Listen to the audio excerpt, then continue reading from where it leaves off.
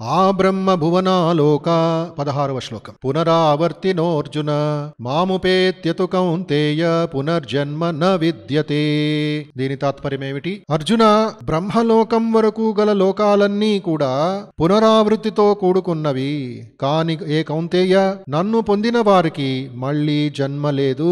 ఇదే ఒక భావం, ఇదే ఒక మాట, ఉపదేశం అనేది వేదాంత సూత్రంలోనూ వస్తుంది. భగవద్గీత 9వ అధ్యాయం 3వ శ్లోకం కూడా ఇదే విధమైన అంటే ప్రతి ఆధ్యాత్మిక గ్రంథంలోనూ ఈ ఒక కంపారిటివ్స్, ఇవి ఒక సమాన ఉపదేశాలు మనకి దొరుకుతూ ఉంటాయి.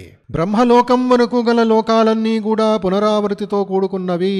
ఆ బ్రహ్మలోకం, ఈ లోకము నుండి, భూమి నుండి, భూహు భువః సువః మహః జనః తపః సత్యం అనే లోకాలు భాగవతంలో వివరించబడ్డాయి. దాని వరకు ఇవన్నీ మళ్ళా ఈ సైకిల్ అనేది, ఈ కాలచక్రం అది మళ్ళీ జన్మ మృత్యువుతో సంబంధించినవి. ఎక్కడ వెళ్ళినా కూడా మళ్ళా తిరిగి రావాల్సిందే, మళ్ళీ జన్మం ఎత్తాల్సిందే.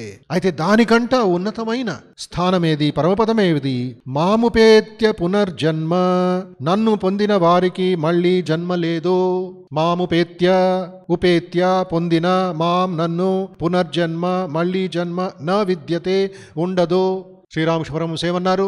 ఇక్కడికి వచ్చిన వాళ్ళకి, నన్ను చూసిన వాళ్ళకి, నన్ను స్మరిస్తున్న వాళ్ళకి, అమ్మ సాన్నిధ్యంలోకి వచ్చిన వాళ్ళకి మరో జన్మ లేదు.